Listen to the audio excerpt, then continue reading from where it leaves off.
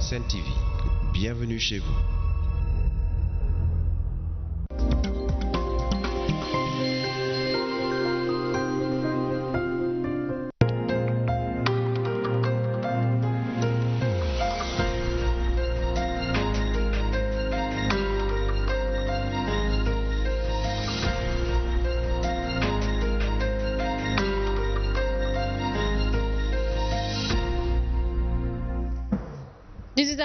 Bonsoir à vous tous et merci de nous retrouver sur les antennes de Sen TV. C'est reparti pour votre bloc d'information. Restez avec nous pour 90 minutes de direct. Ben, bonsoir.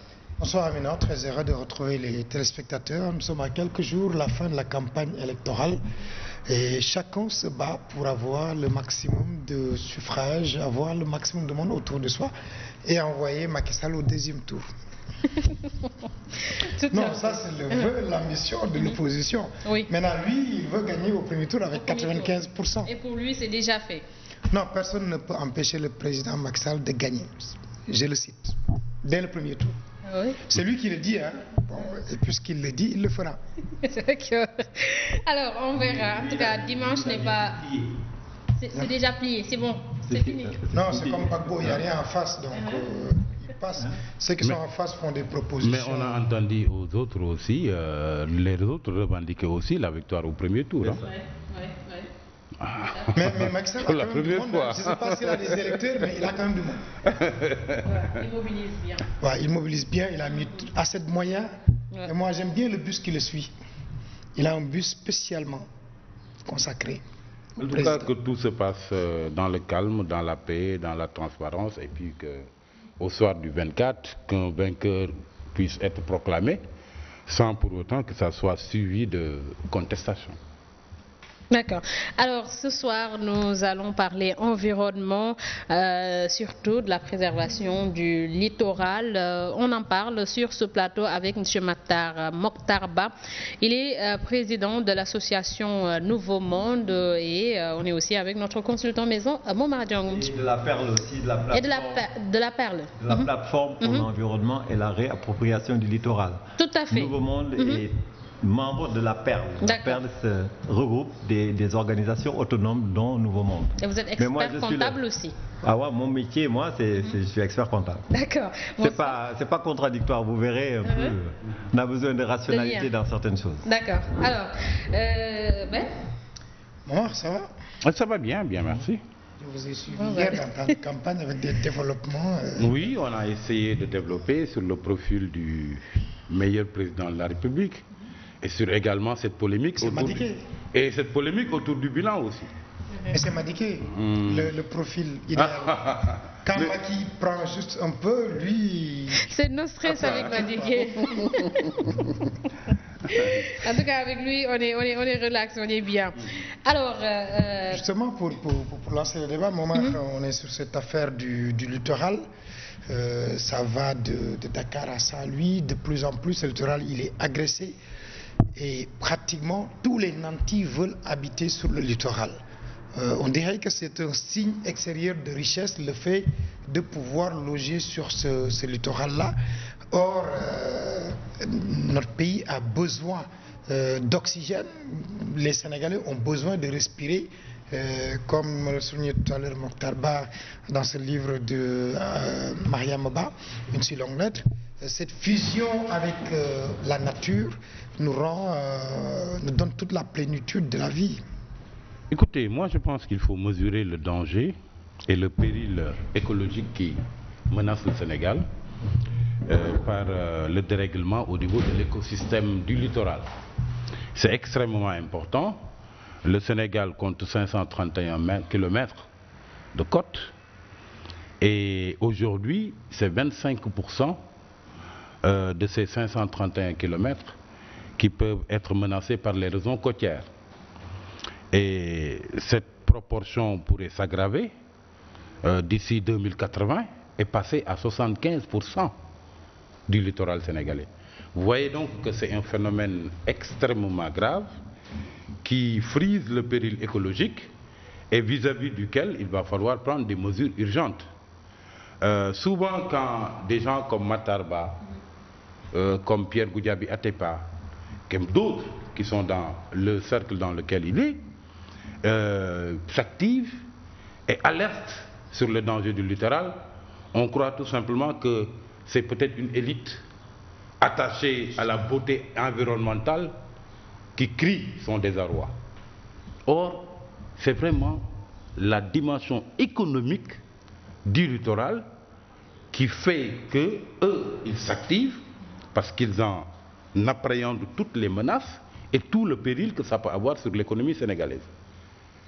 Imaginez-vous qu'aujourd'hui, 60% de la population sénégalaise vivent en effet sur le littoral. Ça fait 7,8 millions d'âmes sur les 13,5 millions. C'est énorme. Figurez-vous aussi que 68% du PIB découle d'activités se déroulant sur des endroits qui longent le littoral. Vous voyez donc que quand il y a menace d'érosion côtière et menace sur le littoral et dérèglement non seulement climatique de l'écosystème du littoral, mais aussi dérèglement de l'activité économique, les conséquences peuvent être dévastatrices pour l'économie du Sénégal et c'est de cela qu'il s'agit. Et c'est pour cette raison que la question environnementale, encore une fois, doit être au centre et au cœur du débat pour cette élection présidentielle. Mokhtar, ce littoral nous est cher et il est véritablement agressé et nous sommes en pleine campagne électorale et vous avez demandé aux candidats de s'engager à préserver ce littoral. Où est-ce que vous en êtes par rapport aux réponses de ces candidats? Parce qu'ils aiment bien s'engager, mais une fois au pouvoir, ça change. Bon, je crois que Momar a bien centré les choses avec une gravité, ou la gravité qui sied. je vais convoquer un état d'esprit, une école. À Harvard, puisqu'on nous dit aller jusqu'en Chine chercher le savoir, donc le savoir est partout. Harvard, qui est une des plus grandes écoles du monde, vous y avez une école économique qu'on appelle Doomed to Choose. Si on devait le traduire, c'est condamné à agir. Mais Doomed to Choose, c'est pas la bonne traduction. Pour être simple, économiquement, c'est que à côté des secteurs traditionnels que sont la santé, l'éducation, etc., on vous dit, si vous savez les trouver, il y a des niches qui vous bousculent tout et qui vous...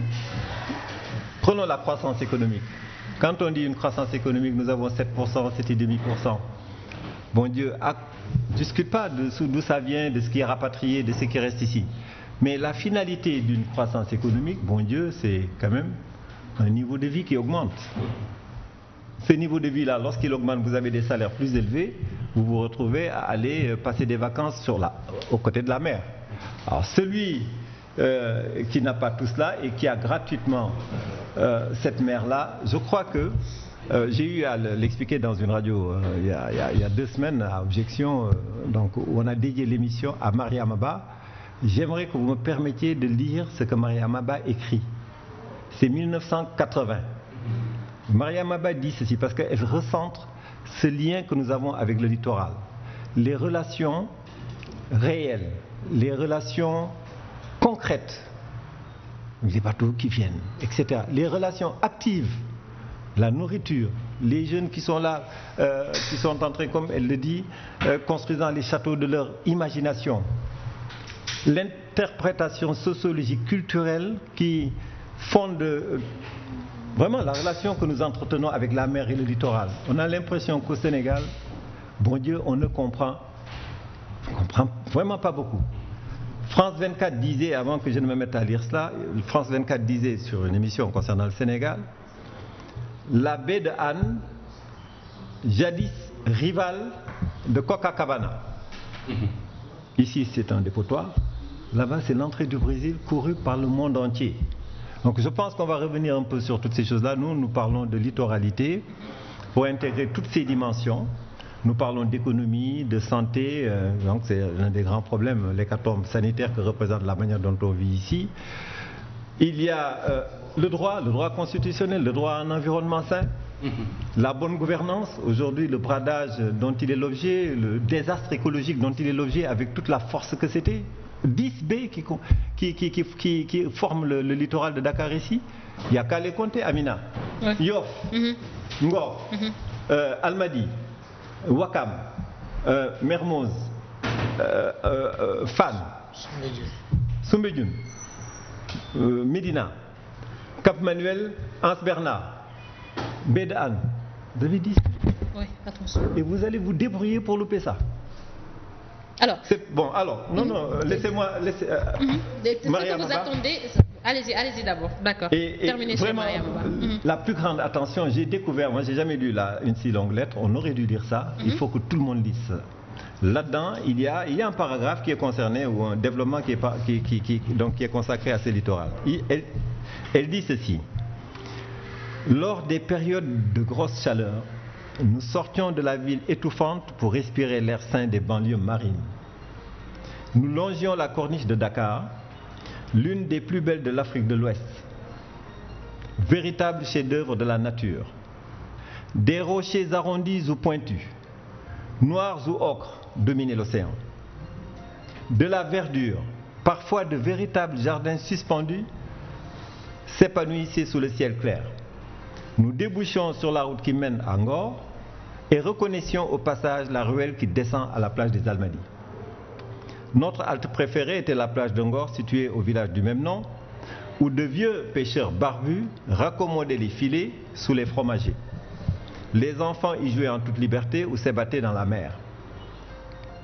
Sur le sable fin, rincés par la vague et gorgés d'eau, des pirogues peintes naïvement attendaient leur tour d'être lancées sur les eaux. Dans leurs coques luisaient de petites flaques bleues pleines de ciel et de soleil. Quelle affluence des jours de fête! De nombreuses familles assoiffées d'espace et d'air pur se promenaient. On se déshabillait. tentés par la caresse bienfaisante de la brise marine et la tiédeur des rayons solaires. Des fainéants dormaient sous les parasols déployés. Quelques gamins, pelles et seaux en main, bâtissaient et démolissaient les châteaux de leur imagination. L'air marin, et ça, vraiment, écoutez-le bien, l'air marin nous incitait à la bonne humeur. Le plaisir que nous goûtions et qui fêtait tous nos sens, enivrait sainement aussi bien le riche que le pauvre.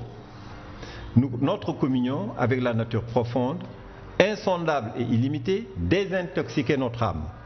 Le découragement et la tristesse s'en allaient, soudainement remplacés par des sentiments de plénitude et d'épanouissement. Revigorés, nous reprenions le chemin de nos foyers. Bon Dieu, comme nous avions le secret des bonheurs simples, cure bienfaisante dans la tourmente des jours.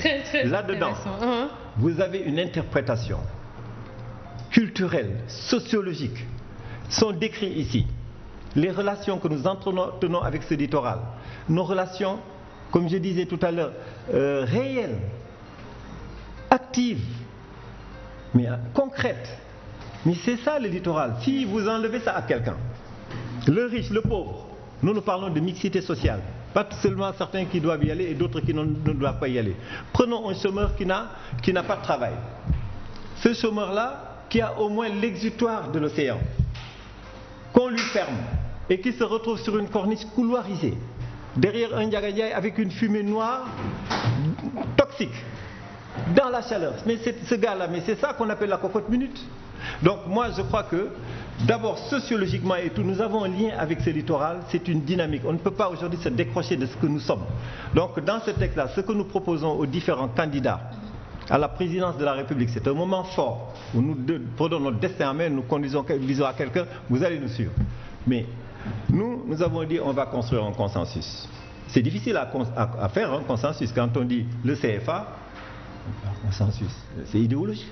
Il y en a qui seront d'accord, d'autres qui ne seront pas d'accord. Si vous dites l'éducation nationale, idéologique, celui-là va vous dire, mais moi je veux les langues nationales. Mais les daras là, non, moi je veux une formation active, je veux une formation technique, etc. etc. Nous disons, ah là le consensus c'est facile puisqu'il est question de l'air, de la qualité de l'air que nous respirons. Aujourd'hui on dit de Dakar que c'est la deuxième ville. Je ne dis pas ça moi d'ailleurs, parce que ça va être polémique. C'est l'une des villes les plus polluées au monde. On dit de Dakar que c'est parmi les 10 villes au monde où on vit le moins bien. On s'est débrouillé pour que, avec ce que Dieu nous a donné, on était tranquille là, on pouvait dormir là sous les lauriers et tout. On s'est débrouillé pour vivre le moins bien possible ici. Là, vous parliez de 530 km, donc c'est des discussions. Hein. Je pense qu'on a 650 km net si on décroche la Gambie. Et évidemment, notre vie est là. 531, je veux dire. Voilà. Donc, on discute, on parle de 650 si on décroche la Gambie, etc. Sur le ratio sur 14 millions d'habitants, mais il faut prendre un bâton et nous battre là si on est pauvre. Hein. Même là, pour moi, le plus grand échec de nos gouvernants depuis l'indépendance, c'est l'aménagement du territoire. Soyez riches, vous ne pouvez pas respirer. Soyez riches, vous ne savez pas où habiter. Soyez riches, mais quand vous sortez, vous n'avez plus le contrôle de où vous allez parce que vous êtes derrière. Avant de venir à cette émission, il y a Momar qui me disait derrière, il ne faut pas être en retard, prends telle rue. Dès que vous êtes en logique, vous êtes perdu. Il faut que vous soyez dans l'illogisme pour arriver. Les Toubabs là, ils nous ont laissé la Médina, rue 22, angle 3, vous arrivez. Rue 7, angle X, vous arrivez. Tous les autres quartiers que nous avons fait, chaque fois que vous devez y aller, si on ne vous prend pas par la main pour vous y amener, vous n'irez pas, vous n'allez pas y aller. Donc, c'est tous ces aspects-là que nous retrouvons dans ce concept de littoralité, avant d'aller sur les grandes mesures que nous proposons aux autres, et pour vous délivrer un peu les premières signatures que nous avons, voilà, les dispositions positives que nous avons obtenues des différents candidats, ça que vous nous ayez vraiment entendu, à part certaines radios que j'ai pu faire pour expliquer un peu tout ça. Ce matin, ça quand même je peux le dire. Donc le premier à répondre, c'est le président Sall, qui, j'ai été surpris entre eux, je m'attendais, parce que j'ai été dur moi dans le diagnostic. Hein. Je parle d'hécatombe sanitaire, je parle d'urbanisation donc incontrôlée, mal guidée, déficit de capacité institutionnelle et tout ça. Et il faut lui reconnaître, on m'a demandé de ramener le papier avec une lettre. Et le lendemain, on m'a appelé en me disant, vous êtes félicité dans la manière d'écrire ça et tout. Il prend tout, 100%. Donc pour le moment, il n'y a que le président Sall qui a signé le document. On n'a même pas encore les signatures, les acceptations. Tous les candidats sont soit acceptés, soit dans leur disposition, parce qu'on avait une approche. L'approche, comme ils étaient dans les différents, ils étaient en campagne, donc on ne peut pas leur donner comme ça. On a envoyé en ligne donc à leur plénipotentiaire pour qu'ils le remettent. Et puis, quand on a les réponses, habituellement, on nous dit « Ok, il est d'accord, il est d'accord, il est d'accord ». Je ne peux pas dire ici que Sonko a dit qu'il est d'accord. Oui, mais avec un candidat comme Sonko, cela ne devrait pas être si compliqué, parce qu'il a à ses côtés Pierre Goudiaby Atepa, quand même, qui est membre également d'une association qui Non, de la Perle. Nous sommes ensemble dans la Perle. Exactement, absolument. Il est déjà venu sur ce plateau, donc avec un candidat comme Sonko, normalement, cela ne devrait pas être... Non, mais il n'en est même pas que... Tu sais, quand on fait quelque chose comme ça, we are on offers they can't refuse. Ça veut dire, c'est des offres qu'on ne peut pas refuser. Il y a un film là, c'est Le Parrain, là, on vous dit, faites-lui une offre qu'il ne peut pas refuser. On met un pistolet dans la tente et puis vous devez signer. Ici, quand on sera dans les mesures, vous verrez que personne ne peut ne pas le signer. Vous allez le voir, je ne vais pas aller plus vite que la musique, mais d'ailleurs, d'une manière générale, ils sont tous d'accord. Hein. Parce que moi, je suis un comptable. Pardon. Tant qu'ils sont à la quête des suffrages, ils sont d'accord sur tout. Moi, j'ai vu, au-delà de votre interpellation, en tant qu'organisation s'occupant du littoral, beaucoup d'autres interpellations citoyennes faites par le COSIDEP pour ce qui concerne les engagements de financement des différents candidats une fois élus à la fonction suprême. Il y a également le caucus des femmes leaders qui a fait le même type d'interpellation. On a vu également le forum des justiciables et tout ce qui s'active dans les acteurs de la société civile. Actuellement, tous les candidats à la quête de voix sont prêts à apposer la signature à n'importe quel document qu'on leur donnerait comme gage de bonne foi et comme gage d'engagement à appliquer ça en jouant sur les mots. Nous avons paraffé. Nous allons paraffer, nous allons faire ça. Nous sommes engagés. C'est pas ça le plus important. Je crois que le plus important, surtout dans la qualité de votre document, la nature de votre document, c'est qu'il s'agit de mesures très simples, de mesures très directes, très concrètes.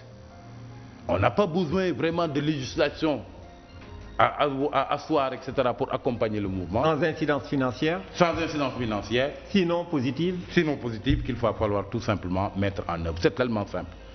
Et je crois qu'à ce niveau-là, je crois que peut-être vous êtes un peu en avance par rapport aux autres organisations de la société civile qui ont interpellé, mais parfois sur des termes dont les contours ne sont pas suffisamment maîtrisés, qui nécessitera, une fois la personne élue, de réétudier le dossier, de faire appel à des spécialistes, etc. Vous n'en êtes pas là. Je peux vous dire, vous avez pris 8 mesures concrètes, simples, qu'il va falloir appliquer et immédiatement. Et c'est là où se trouve l'originalité de votre approche. Entre le tourisme et les prédateurs fonciers, qui a véritablement tué le littoral, parce que le tourisme, ça rapporte. Oui. Naturellement, je prends le cas de Soumbédioune, avec l'hôtel Azalaï qui est en train d'être érigé. Il y a les prédateurs, ceux que j'appelle les prédateurs fonciers. Ils ont une boulimie foncière extraordinaire. Ils veulent tous loger sur le littoral. Finalement, entre les deux, qui véritablement... C'est vrai, eux tous ont agressé le littoral. Certains l'ont fait à titre strictement privé et pour leur confort personnel. C'est ce que vous appelez les prédateurs fonciers, qui ont construit de très belles villas tout au long du littoral. Mais autant ils agressent le littoral, autant également certains réceptifs touristiques où ils veulent avoir les pieds dans l'eau ont agressé également le littoral. Je pense qu'il a bien fait, Makhtar a bien fait tout à l'heure, de lire ce texte de Mariama Ba qui date des années 80. Parce qu'en réalité, le phénomène de l'érosion côtière et de l'agression sur le littoral date des années 80. Mais on ne l'a jamais pris suffisamment au sérieux. Pour une raison bien simple. Parce que tous ceux qui ont porté ce combat auparavant n'avaient pas mis suffisamment l'accent sur la dimension économique. C'était souvent des préoccupations sur la qualité de l'air, sur la qualité de la vie, sur la beauté de l'environnement, comme l'a fait le texte d'ailleurs de Mariama Ba, sans insister outre mesure sur la dimension économique. Et je crois que si on veut que les acteurs politiques aujourd'hui candidats à l'élection présidentielle puissent prendre suffisamment ça en compte, c'est qu'il faudrait les alerter, leur faire changer de mentalité. Il y a 3 types de personnes qu'il faudra faire changer de mentalité pour que la question de les raisons côtières et environnementales soit suffisamment prise en compte. C'est d'abord les décideurs, c'est-à-dire les gouvernants, c'est les législateurs, mais c'est aussi les populations. Cette approche-là, qui consiste à croire que quand des personnes s'activent pour les questions environnementales, c'est uniquement pour la qualité de l'air, la qualité de vie, pour leur confort personnel ou pour la beauté de la nature, il va falloir qu'on rompe avec cette idée et qu'on sache que derrière ce combat, il y a des enjeux économiques énormes. Et c'est ça que je voudrais que fasse ressortir Matar Ba autour de cette émission-là. Est-ce que ce n'est pas finalement ces enjeux économiques, ces enjeux qui vont rendre encore difficile le travail que vous êtes en train de faire? On est dans une histoire compliquée, mais en même temps simple. Nous avons, nous, une approche simple, tranquille, en réalité, de cette affaire-là. Selon que nous sommes chez Kagame, parce qu'on lit, on voit ce que les réseaux sociaux disent, ou au Sénégal, avec les pressions qu'il y a, quand vous analysez une situation, c'est pour avoir des résultats. Pas foncer parce que c'est comme ça, c'est comme ça. Il va falloir prendre en considération les conditions qui sont là. La plupart du temps, on me dit, mais Mokhtar, vous perdez votre temps, ils ont tout pris. Nous, on a travaillé sur le rattrapage de cela. C'est Attali qui disait ceci. Le drame de la France, c'est que tous les pays autour de la France, ça avance à coup de réforme. Mais la France, là, ça avance à coup de révolution.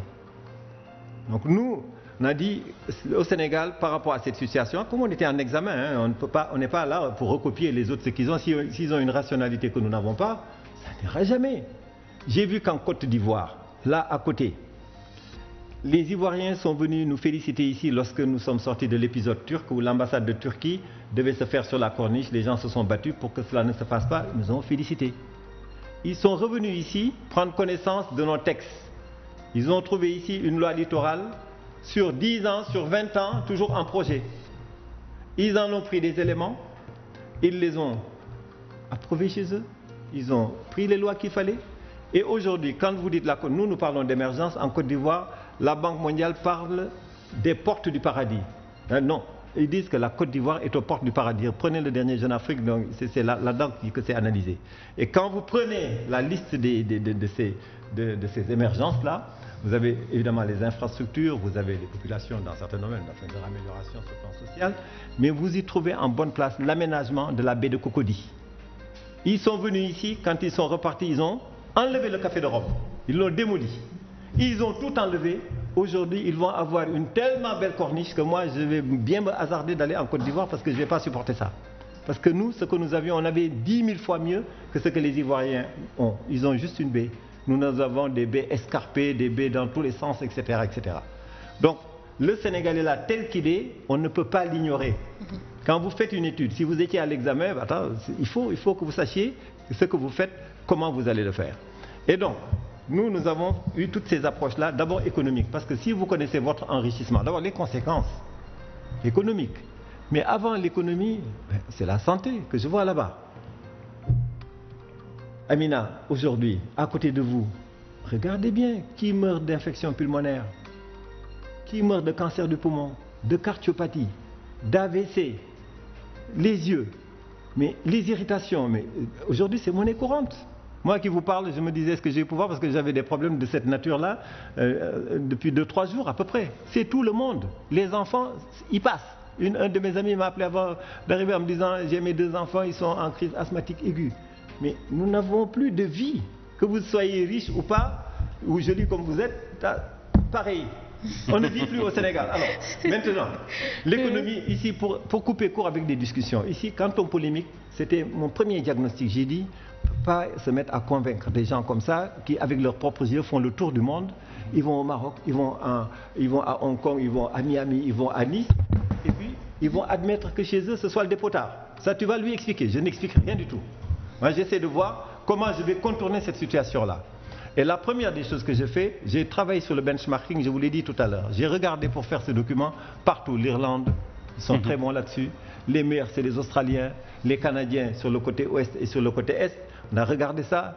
Le Cap anglais aussi, ils sont très très très bons. Nous, on est accrochés à notre France, etc. Mais quand vous y allez, la politique nationale que nous découvrons ici, c'est du Canada. Politique nationale d'architecture, d'aménagement et d'urbanisme du littoral. Vous n'avez rien de tout ça. Vous n'avez pas de plan d'action. On sait que c'est ici qu'on doit faire ceci, etc. Donc c'est là où on explique que les 30% d'espace vert, les 30% de projets culturels et qui va rattraper l'économie, etc. Et les 40% qui sont construits selon un développement urbain vert avec des toitures végétales, des toitures écologiques. Quand on le dit, on va dire, mais il ne rêve pas celui-là.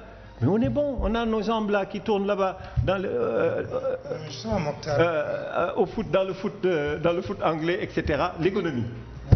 Oui. Vous-même vous le dites, est-ce que vous ne rêvez pas? J'ai suivi dernièrement, vers 3h du matin, l'interview de Nicolas Hulot avec la chaîne belge. Il dit, j'étais dans le gouvernement, je suis la personnalité publique la plus aimée des Français, mais Emmanuel Macron ne me comprend pas. Mes collègues du gouvernement ne me comprenaient pas, j'ai préféré quitter et revenir parler à la mer, ici, en Bretagne, tranquillement. Aujourd'hui, est-ce que le problème n'est pas là? Il est différent. Est-ce que nos dirigeants comprennent les enjeux de ce combat que vous menez tout le long du littoral? Est-ce que même les riverains du littoral le comprennent très bien? Mais justement, moi, il a dit quelque chose. Il a dit, on nous prenait Pierre Goudiaby, moi-même, et Abdouba et autres. On nous disait,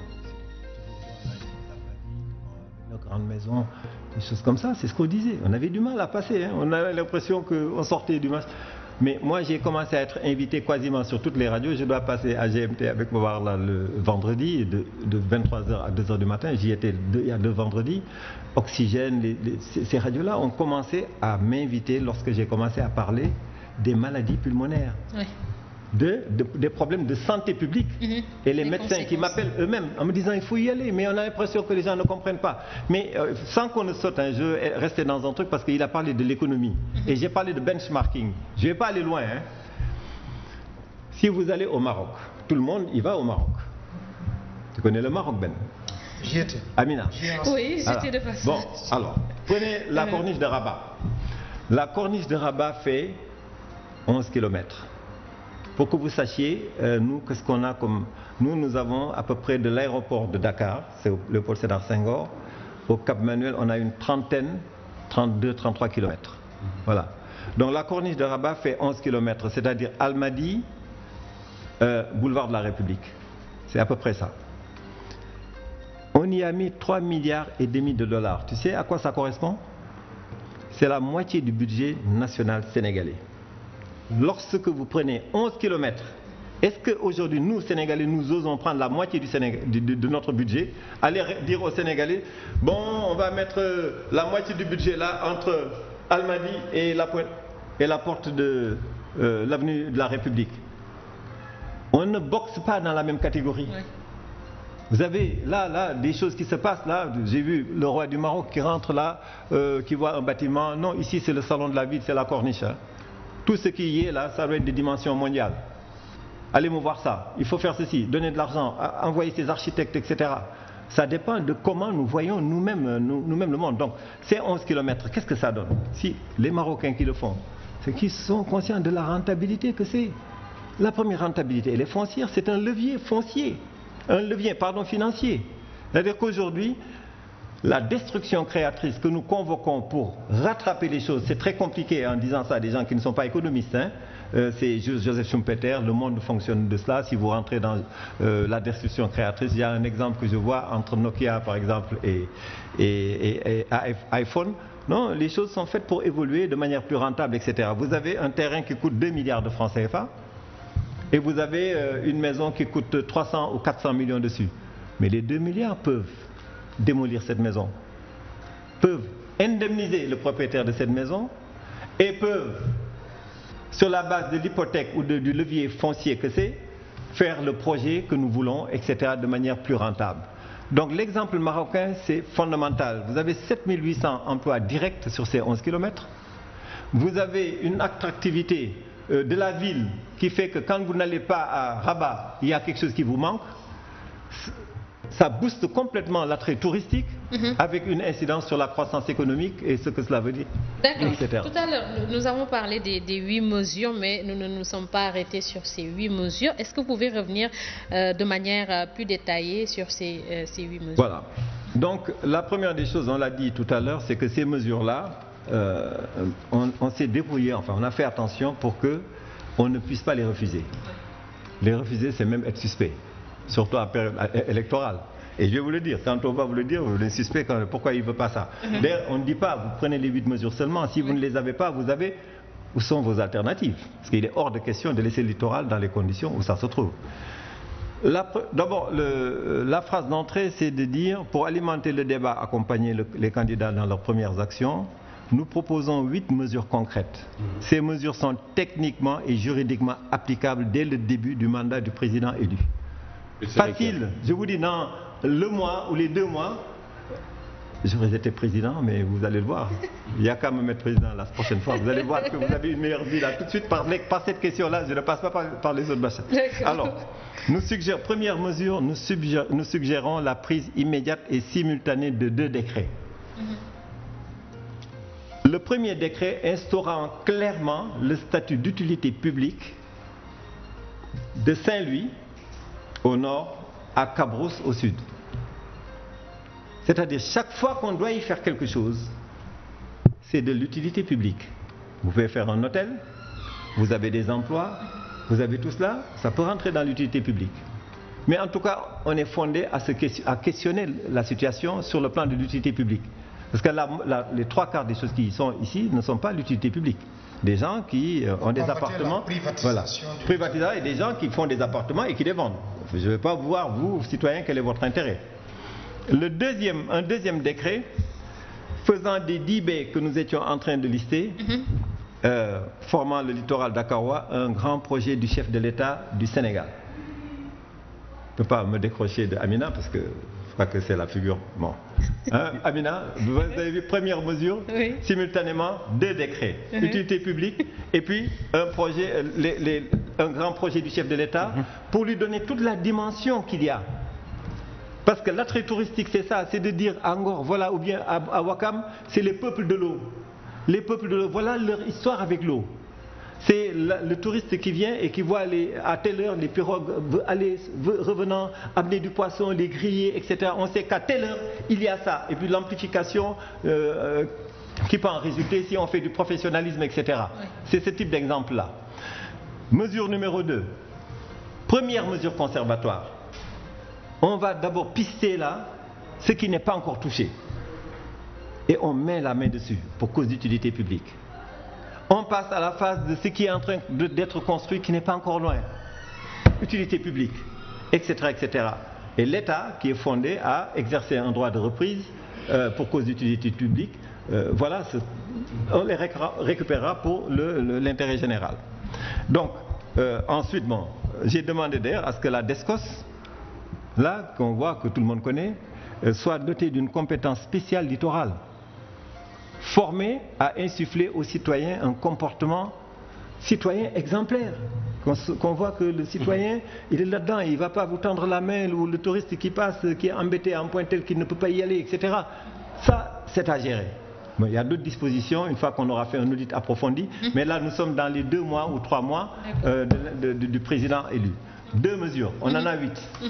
Troisième mesure. Aller rapidement. Voilà, troisième mesure, la taxe de privilège littoral, qui suit le principe du pollueur-payeur. Vous m'empêchez de voir la mer, vous payez. Vous empêchez les vents marins de me rafraîchir, vous payez. On est pandémique moustique. Même les vents, là, ça disperse les moustiques. Ça rafraîchit la ville. Il y a toute une dynamique qui est là-dedans. Pour aller vite, donc, ce TPL-là, pour instaurer un contrat administratif pour contraindre les bénéficiaires de baux à respecter leurs obligations d'intérêt général et fiscal notamment.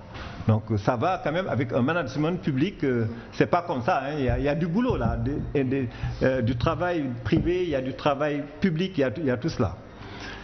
Mesure numéro 4, c'est la cartographie des potentialités du littoral. Ça, on l'a pompé chez les Marocains. Ils ont ce qu'on appelle un atlas des potentialités. Sur les 3000 et quelques kilomètres qu'ils ont au niveau de leur littoral, les Marocains, ils ont à chaque centimètre, ils savent ce qu'il y est. Ils exploitent cela pour l'attrait touristique ou pour autre chose. Donc c'est dans le même principe qu'on regarde de Saint-Louis jusqu'à Cabrousse, une fois que vous avez ces potentialités-là, il est difficile d'ailleurs d'y faire autre chose que ce qui boosterait ces potentialités-là et qui permettrait de les exploiter.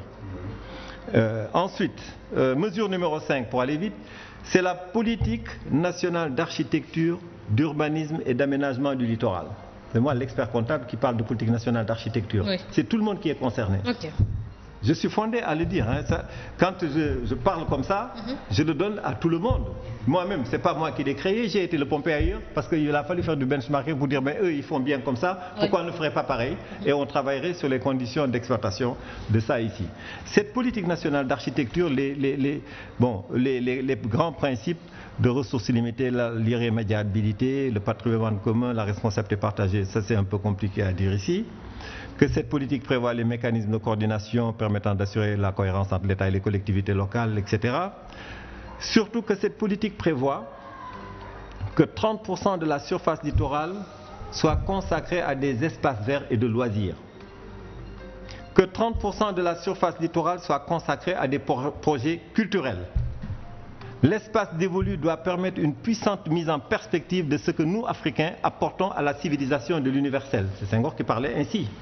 Avec la force que nous avons en termes d'économie culturelle dispersée aujourd'hui entre ici ou là, nous sommes en train de dire qu'il faut travailler linéairement sur un certain nombre de choses, sur des projets comme ça, où quand un touriste vient, mais s'il ne revient pas, il reviendra 20 fois à Dakar quand il vient ici.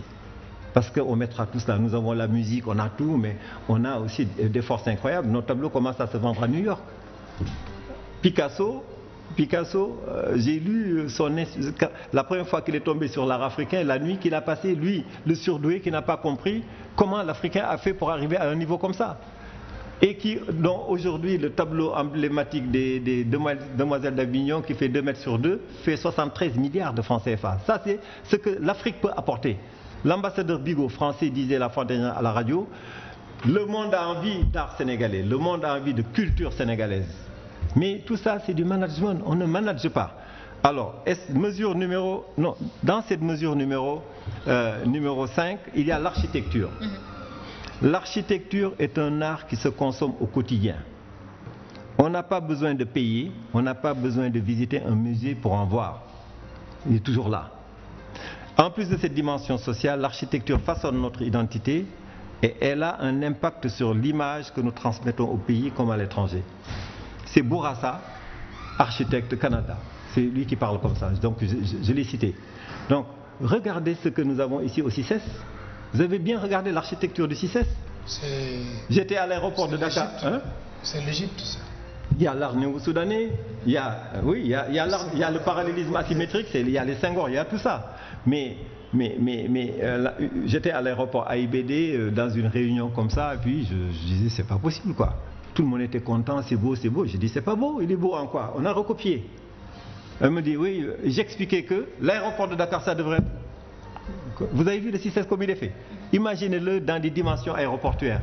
C'est ça le niveau que nous devons poser ici. Et parce que c'est une vision. Alors, et donc, vous voyez un peu le cadre bâti littoral, comment on peut l'utiliser, pas en faisant tout comme ça, mais en étant attentif à l'art néo-soudanais, au parallélisme asymétrique. N'oublions pas la première école d'architecture senghorienne sur le parallélisme asymétrique. Tout ça, c'est à la poubelle.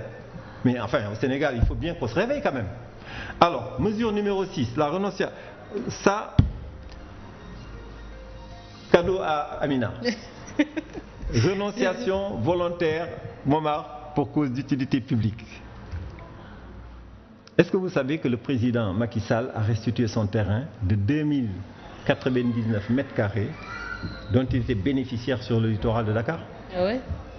Eh bien oui, il nous a appelé, il a appelé Pierre Goudiaby Atepa, il était côte à côte, pour le lui dire devant nous, hein, et il en a fait une déclaration publique à la conférence de presse de Kaffrine, au sortir donc de leur conseil des ministres dans cette région. Mais ça, alors, attends, là on est mesure numéro, c'est très fort. Hein. 2000 combien mètres carrés? 2000,099. C'est très bien qu'il ait renoncé. C'est 2 milliards ou 3 milliards ou 4 milliards aujourd'hui. Mais le problème c'est comment il a fait pour avoir ça. C'est que dans un pays normal, un citoyen normal ne peut pas avoir quand même 2000 mètres carrés dans une capitale. Voilà. Et sur le littoral en plus. Ça veut dire qu'il y en a d'autres qui en ont autant et qui ont refusé de renoncer. Mais on y va et je vais vous confier ça. Et puis je vais dire pourquoi hors antenne. Mais vous savez, là, le président Macky Sall, il faut applaudir, il a restitué. C'est une erreur, moi je considère que c'est une erreur, mais il a restitué. Ça, c'était dans sa déclaration de patrimoine. Nous nous adossons sur ça pour dire ceci. Donc, le président Macky Sall, candidat à sa propre succession, a renoncé au terrain dont il était bénéficiaire sur le domaine public maritime et en a fait une déclaration publique. Bravo. Nous devons. Juste une déclaration ou bien dans le fond, le terrain a bien été... La parole présidentielle reste la parole présidentielle. Maintenant, l'environnement dans lequel cette parole s'exerce, selon que c'est permissible ou pas, enfin, Momar, quand on l'écoute, on voit bien que là, il y a des choses qui ne passeront pas non plus. Hein? J'entendais dire, quand Macron est arrivé, qu'on a décroché tous les grands partis, on dit, mais c'est la presse qui fait preuve maintenant de machin dans ce pays, en France, qui fait figure d'opposition. Non, je crois que c'est un ensemble de choses. Hein. Je crois que le fait qu'il ait accepté de signer cela, mais regardez ce qui vient après la phrase sur la renonciation, sa renonciation à lui. Il dit... Est-ce que la Perle a procédé à l'audit des occupants du littoral pour savoir qui y est, qui n'y est pas? En tout cas, on n'y trouvera pas un citoyen lambda qui s'est battu tout seul. C'est assez souvent... Mais je vais vous dire comment ils ont fait, mais laisse-moi la phrase là. Des cadres de l'urbanisme, du cadastre, de l'administration territoriale ou ceux qui ont été au pouvoir. Mais je vais vous expliquer jusqu'à l'OFNAC tout cela. Donnez-moi une seconde parce que là, mesure numéro 6, hein, c'est pour vous. D'accord. Nous devons obtenir de nos élites bénéficiant de Beau dans les mêmes conditions de suivre son exemple. Le président devrait fixer des objectifs de restitution clairs et un cadre de suivi. Disons, nous avons déjà 2 qui vont restituer. Donc, lorsque le président de la République l'a élu, dit, nous avons adopté cette mesure-là, que ce soit M. Macky Sall, je pense que c'est lui, il y a dans ce que les gens disent, moi j'en sais rien, mais ou que ce soit quelqu'un d'autre, quand il va aller là, lui il va poser le problème. Nous avons tous bénéficié de ce type de terrain, nous devons les restituer. Peut-être que le président Macky Sall va dire non. On a les moyens là de contraindre, hein, mais nous sommes dans une approche tranquille, pas compliquée. C'est pas la CREI, c'est pas tout ça, c'est une entente pour relancer la vie. Ça doit être une démarche volontaire. C'est une démarche volontaire. Nous avons été à tous les niveaux. Je vais vous donner, par exemple, comment ça se passe. Très rapide. En 1976. Mais démarche volontaire signifie aussi démarche facultative. Hein? Oui, on peut donner comme on peut ne pas restituer. Voilà. Si nous nous apercevons que ce n'est pas possible, mais vous allez à un autre niveau. Nous, qu'est-ce que nous avons fait? Il faut d'abord comprendre, simplement, c'est ce que Ben est en train de chercher à voir. C'est comment ils ont fait?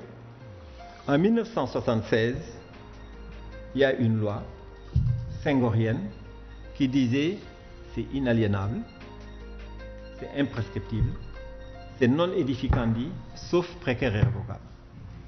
Munuloko Djaï, Munuloko Djen, c'est ce que ça veut dire. Alors, chez nous, là, si on devait être au Guinness, nous on est futé pour contourner.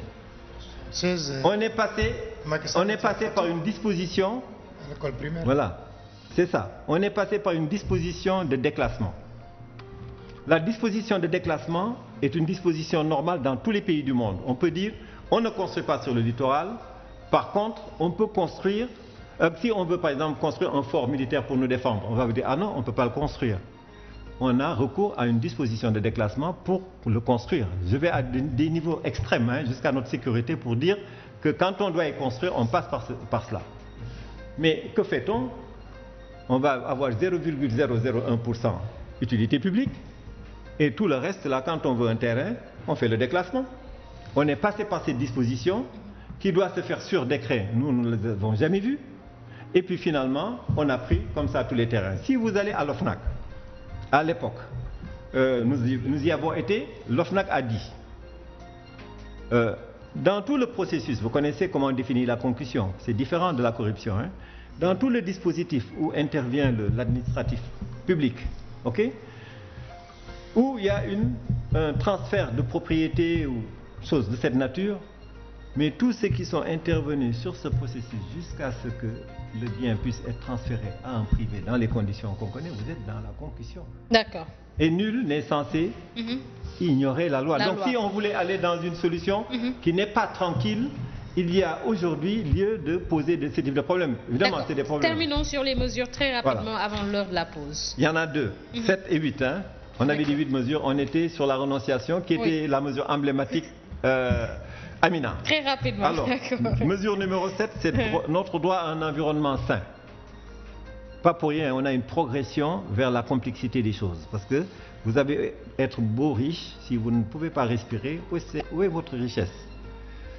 Le droit de respirer. Donc nous l'appelons mesure numéro 7, c'est notre droit à un environnement sain. 2 paragraphes. Le droit de respirer, l'atout littoral. Malgré sa position de ville littorale et de presqu'île, on ne respire plus sainement à Dakar. Et d'après l'OMS, dans beaucoup d'endroits, il est tout simplement dangereux de vivre à Dakar. Deuxième. Voilà. Ça, c'est la toxicité de l'air, etc. Alors, Nous avons l'atout littoral, c'est la ventilation de la ville. Mais juste une phrase, Air Paris, à Paris, il y a quelque temps, il y avait un pic alarmant à Paris. Et je voyais le communiqué de Air Paris dire, vous savez, c'est très compliqué, mais nous avons de la chance parce que les vents sont favorables. Donc on attendait du balayage de la pollution à Paris que par les vents océaniques de l'Ouest. Nous sommes dans une presqu'île, donc on ne devrait avoir aucun problème sur ce principe. Deuxième point du droit de respirer, c'est l'atout foncier, aéroport Léopold Sédar Senghor. C'est le seul endroit qui nous reste aujourd'hui pour reconstruire un poumon vert, mais malheureusement là, ils sont en train de se le partager. Alors ça, voilà. Dernière mesure, en 1 minute, on est à 36. Et bon, la mesure numéro 8, mesure numéro 8, nous l'avons ouvert à l'intelligence littorale avec les universités, le rôle qu'ils ont à jouer, etc., pour que les étudiants, tous ceux qui viennent, soient déjà formés à cette intelligence littorale-là, etc. Donc, c'est un peu plus intellectuel. Donc ça, c'est la démarche inclusive. Parfait. Donc 8 mesures. Momar, au vu de ces 8 mesures, avec la mesure 6, le président Sall qui a renoncé à son terrain, finalement c'est une question de volonté politique. Parce que cette agression du littoral n'est que le fait d'hommes riches, nantis, parfois enrichis même par le pouvoir en place, avec ces baux qui circulent entre mais bien évidemment. de l'administration. Moi j'ai écouté attentivement Mokhtar développer les 8 mesures qu'il propose. Hein. Mais moi je voudrais qu'on ait une approche quand même beaucoup plus large du sujet. Je crois qu'aujourd'hui on est dans une période de transition écologique. Nicolas Hulot a beau démissionner du gouvernement de Macron en France, mais c'est la transition écologique qui vaut à Macron cette crise des gilets jaunes. Ça veut dire qu'il est sur ce cap-là. Ensuite, notre pays, le Sénégal, est quand même partie prenante du protocole de Kyoto. Et également partie prenante de CAP 21. Donc moi je voudrais qu'au-delà des questions liées spécifiquement au littoral, qu'on ait une approche environnementale plus large. C'est ce qui justifiera le fait que les candidats à l'élection présidentielle doivent mettre l'accent et accorder une attention particulière à la question environnementale. Parce qu'au-delà du littoral, la question environnementale qui se pose au Sénégal a trait à l'érosion côtière. On a vu les ravages que ça a fait dans plusieurs zones. On a vu également le phénomène de la houle, avec même les pertes en vie humaine que ça a causé au niveau de Saint-Louis, etc. Il y a un problème de la rareté maintenant de nos ressources halieutiques. Je voudrais qu'on ait cette approche beaucoup plus large, beaucoup plus globale de la question environnementale qui doit justifier qu'au-delà de la question spécifique du littoral, qu'un candidat à l'élection présidentielle prenne cela en charge. Vous savez pourquoi? Parce que le Sénégal est aussi membre de l'Institut mondial de la croissance verte.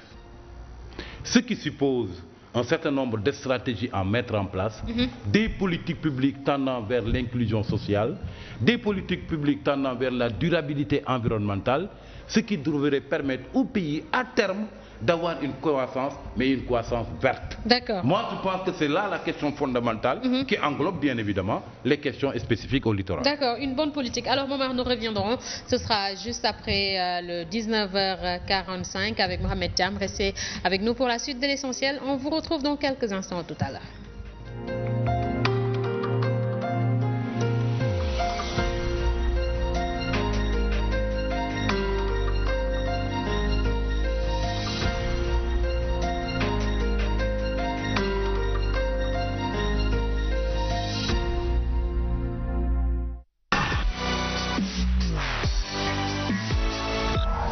Sen TV, bienvenue chez vous.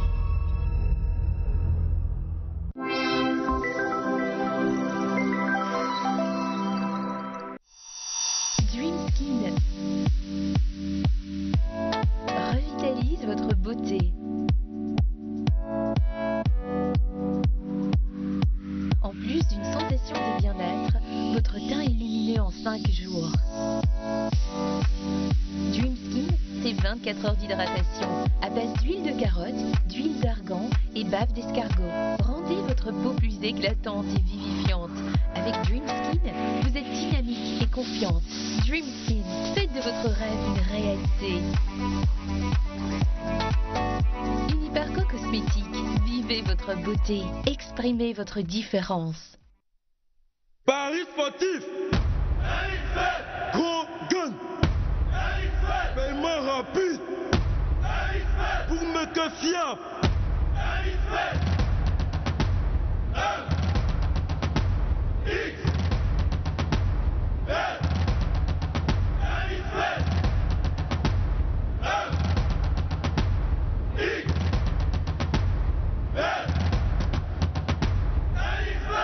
Bookmaker Company. salaamaaleykum. maaleykum salaam sama jigéen gëj naa la gis. maa ngi fi. naka sama jarbaat. moom laay ñëw jëndal sax couche Gold Star jaay ma benn paquet numéro 4. numéro 4. ah merci beaucoup. nga nuyul ma sama jarbaat. benn couche. ah déedéet Diallo waxuma bii de bii fi soxna si jënd léegi laa wax. yow ni nga muusee kon yaa ngi doon bàyyi xel soxna si couche Gold Star bi mu doon jënd. ah waaye Diallo lu baax ñëpp ko bëgg doole yemul rek rawatina di jëm ci mbirum xale. te couche Gold Star sax moo gën ci couche yi. soxna si rek moo wax dëgg yéen yaay yi tàmmu leen couche Gold Star. couche Gold Star amul plastique gaawul fees du xotteeku te du jox seeni bébé benn irritation. couche Gold Star takkukaay yi élastique la dangay tafaki teppi saa bu la neexee te du dagg. couche Gold Star soo ko couché sa bébé dafay nekk ci jàmm mouvement bu ko neex def bu dee guddi nag dafay nelaw ba yandoor ndax couche Gold Star mooy mbégte doom di noflaayu yaay.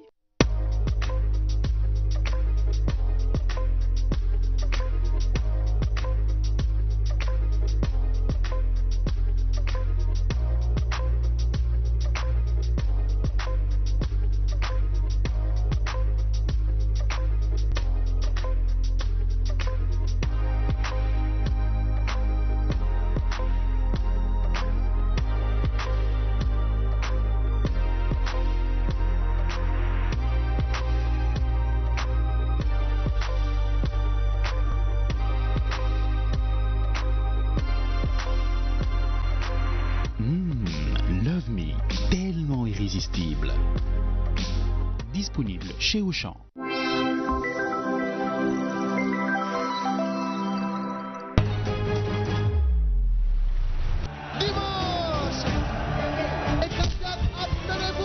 Vous aviez promis qu'une fois élu, vous allez régler les problèmes de l'école. Dès à présent, je demande au gouvernement de prendre toutes les dispositions requises. Sénégal. merci beaucoup. affaire bi daal lu war gas suul ñun ñëpp benn lañu.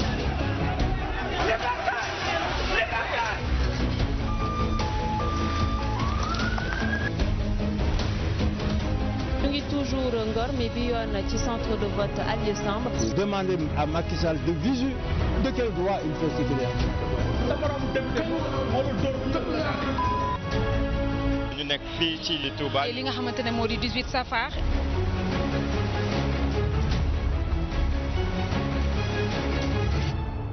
Sen TV, bienvenue chez vous.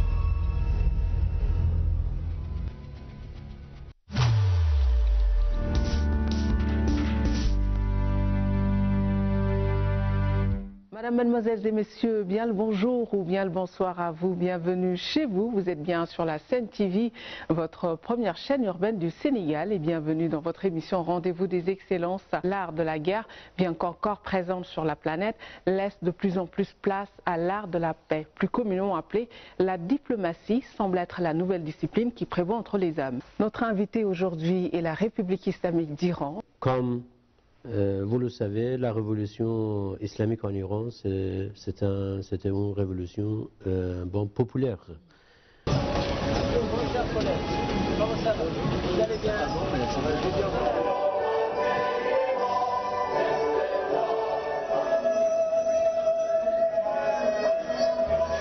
Vendredi sur Sen TV.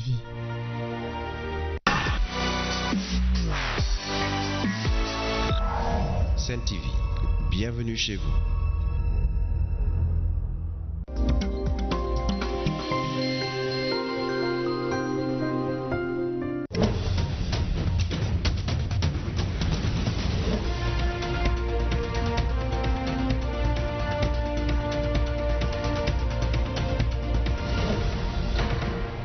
– 19h45 sur les antennes de la Sen TV, c'est l'heure de la principale édition. Voici ce qui marque l'actualité de ce mercredi 20 février. Les Sénégalais appelés aux urnes ce week-end pour le scrutin présidentiel. Le ministre de l'Intérieur en charge de l'organisation annonce 97% de taux de retrait de cartes d'électeurs, pendant que les observateurs, eux, craignent d'éventuels bureaux de vote fictifs. Et puis les activistes du mouvement Y'en a marre mettent en place un cadre d'échange pour confronter les candidats aux citoyens. Il signale que le candidat sortant Macky Sall n'a toujours pas confirmé sa participation à ces échanges. Sport également dans ce journal, avec la Coupe du Monde de basketball prévue en Chine cette année. L'équipe du Sénégal se déplace au tournoi d'Abidjan ce week-end pour disputer son ticket d'entrée. Voilà pour le sommaire. Le développement, c'est dans une poignée de secondes.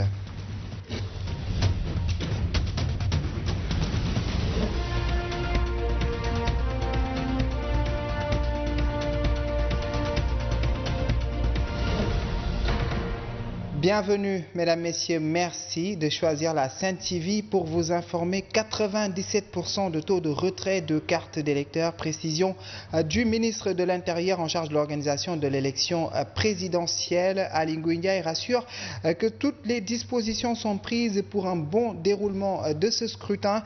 Il a rencontré ce matin les observateurs qui n'ont pas manqué de faire quand même des remarques. Les détails dans ce compte-rendu signé Mamba Ndiaye et Pauline Thiam. Le ministre de l'Intérieur se veut clair quant au beau déroulement du scrutin. Je puis vous garantir que cette élection-là se fera aussi dans la transparence et dans le respect des droits de tous les candidats, avec une application rigoureuse de la législation électorale. Je voudrais vous informer qu'aussi bien la carte électorale que le fichier ont été arrêtés, publiés et remis aux candidats avant même la date prescrite dans le code électoral s'agissant du fichier. À moins de 5 jours du vote, le doyen des observateurs se dit rassuré. Au nombre de 12 chefs de mission, nous avons apponté la grande partie des départements. Nous avons aussi rencontré les acteurs qui organisent. Nous avons aussi rencontré la société civile. Nous avons fait le tour des QG des 5 candidats et même le QG des partis qui ne sont pas candidats. Nous pouvons dire que l'élection est bien préparée. Concernant le taux de retrait des cartes d'électeurs, Aly Ngouille Ndiaye renseigne. Il dépasse 97%. Et la distribution se poursuivra jusqu'à la veille du jour du scrutin pour ce qui concerne l'intérieur du pays et le jour du scrutin pour l'étranger. Sur ce point, le doyen des observateurs émet des réserves. Ce qui nous a un peu inquiété, c'est le retrait de ces cartes d'électeurs à un nombre de 250 000. Quand vous n'avez pas la carte d'électeur, vous n'êtes pas un électeur. Vous n'avez pas à main de choisir le candidat dont vous voulez. Et pour rappel, 36 organisations d'observateurs sont pour le moment accréditées, au moment où 5000 sont attendus le jour J. Venu représenter la société civile à cette rencontre, Mouniaï Sissé de l'ONG 3D appelle les acteurs à plus de vigilance pour l'identification d'éventuels bureaux de vote fictifs, même s'il partage l'avis du ministre de l'Intérieur qui précise que le temps de ces bureaux fictifs est révolu au Sénégal. Mouniaï Sissé s'exprime au micro de Mamba Ndiaye. s'il y avait une velléité de créer des bureaux fictifs, c'est à la société civile et aux partis politiques de refuser cela. En quoi faisant? Il y a la carte électorale qui est disponible. On fait un bon maillage de la carte électorale pour constater de visu partout où il est prévu un bureau de vote. Je crois qu'aussi il y a une organisation à faire. Nous déjà, nous essayons d'avoir un maillage du territoire en se basant de la carte électorale et nous serons présents dans au moins 4000 bureaux de vote. Maintenant, pour lutter contre les bureaux de vote, si jamais c'est le cas, mais il faut s'organiser et prendre la carte électorale et essayer d'avoir un mandataire ou un représentant au niveau de chaque bureau de vote. Je crois que quand on a une ambition aussi de diriger un pays, il faut se donner les moyens de contrôle. Et le meilleur moyen de contrôle, c'est d'essayer d'avoir un représentant dans chaque bureau de vote. Ce propos, qui de mieux placé que le Sénégalais lambda pour parler des priorités de ce pays? Telle est la préoccupation du mouvement Y en a marre à quelques jours de cette présidentielle. Le mouvement vient d'initier un cadre d'échange regroupant électeurs et candidats. Ils affirment que le candidat de la coalition Benno Bokk Yakaar n'a pas encore confirmé sa participation. Ces activistes dénoncent par ailleurs les propos de Maître Abdoulaye Wade et invitent les Sénégalais à aller voter massivement. Mam Astou Kane et Mohamed Diaw nous font le compte-rendu. La campagne électorale pour la présidentielle du 24 février prochain est marquée par un climat de suspicion et de rupture de confiance entre les acteurs, raison pour laquelle le mouvement Y en a marre, à travers sa nouvelle plateforme Wallu Askan Wi, offre aux populations sénégalaises un cadre d'expression et d'échange avec les candidats ce jeudi. C'est que ce n'est pas un débat entre les candidats. Les candidats ne vont même pas se rencontrer ici. Mais l'idée, c'est que les citoyens puissent, à bâton rompu, discuter avec les candidats, que ça puisse éclairer leur choix. Parce que l'idée, c'est que ce soit les citoyens qui sont encore indécis. L'idée, c'est pas d'avoir ici les militants des candidats qui sont déjà acquis à leur cause. C'est pas un meeting. Ainsi, les Y en a marristes appellent à la raison l'ancien président de la République Abdoulaye Wade qui campe sur sa décision de boycotter la présidentielle. Sur ce, ces activistes demandent aux Sénégalais d'aller voter massivement. Nous appelons Maître Wade à être plus responsable. Nous ne pensons pas que le Sénégal d'aujourd'hui a besoin de ce genre de discours. Ce n'est pas maintenant à la veille des élections que quiconque va appeler au boycott. Ça, c'est vraiment un discours irresponsable et nous le condamnons. Au boycott soutient d'une manière ou d'une autre le candidat sortant. Il n'est pas le système nerveux de ce pays. Tout ne tourne pas autour de lui. Nous appelons les Sénégalais à aller voter massivement et sécuriser leur vote. Les 5 candidats doivent faire face aux Sénégalais à tour de rôle. Mais le candidat de la coalition Benno Bokk Yakaar n'a pas encore confirmé sa participation à ce face-à-face avec les citoyens. En marge de cette conférence de presse, le mouvement Y en a marre n'a pas manqué de s'attaquer au président du Conseil national de régulation de l'audiovisuel. Selon son coordonnateur Babacar Diagne, le choix justement de Babacar Diagne de ne pas laisser exposer aux citoyens les programmes des 5 candidats est une forfaiture, disent-ils. Fadel Barro et au micro de Mam Astou Kane et Mohamed Diaw. Dans ce pays, des gens comme l'actuel président du CNRA, c'est des gens qui pouvaient être progressistes et encourager, aller vers des conquêtes démocratiques et beaucoup plus de liberté et permettre l'expression du débat pour permettre un choix éclairé des Sénégalais. Pour nous, c'est ça le rôle du CNRA. Que le pays a tout donné, on lui confie une telle responsabilité. S'il était progressiste, c'est lui-même qui devait s'autosaisir et organiser le débat pour permettre aux citoyens sénégalais d'avoir un niveau de démocratie supérieur à ce qu'on avait dans les années 2000 ou dans les années 80. Mais malheureusement, il s'est inscrit dans une logique de oui, on restreint. On ne permet pas que les gens sachent. C'est ça qui est dommage, qu'il faut condamner au même titre que vous, les journalistes, parce que ça aurait permis que les Sénégalais aient un choix éclairé. Il ne l'a pas fait et nous prenons acte. Alors à Ziguinchor, désormais, où les plénipotentiaires des 5 candidats à cette présidentielle ont été interpellés par les jeunes de cette région sur le programme de leurs différents candidats sur les questions de la paix en Casamance, l'emploi des jeunes de la région et leur place dans les instances de décision. Cette rencontre a été initiée par l'organisation dynamique de paix en Casamance, Henri Ndeki et son coordonnateur. Nous l'écoutons au micro de notre correspondant Abdourahmane Diallo. Nous, la rencontre là, c'est une rencontre de partage et d'échange. C'est que les plénipotentiaires puissent présenter les programmes de leurs candidats et que nous, en tant que jeunes, en tant qu'organisation civile, nous posons les questions sur les 3 aspects ou bien les 4 aspects que sont le processus de paix en Casamance, l'emploi des jeunes, la place des jeunes dans les instances de décision, mais également la prise en charge des enfants, la question de l'enfance. Et pratiquement dans la région naturelle Casamance, si on sait qu'il y a plus de 10 000 réfugiés en Gambie et en Guinée depuis 1982. Aujourd'hui, les enfants sont nés, ils ont grandi, ils ont eu des enfants et il y a des milliers d'enfants qui n'auront pas d'extrait de naissance. Ils ne seront ni guinéens, ni gambiens, ni sénégalais. Et pour nous, ça nous préoccupe et c'est pour cela que nous avons voulu poser des questions. Les jeunes, on pense qu'aujourd'hui, c'est sur la paix, l'emploi des jeunes, la question de l'enfance et la place des jeunes dans les instances de décision. Parce que pour nous, c'est important pour le développement, c'est ça, que lancer un appel à l'ensemble des futurs présidents.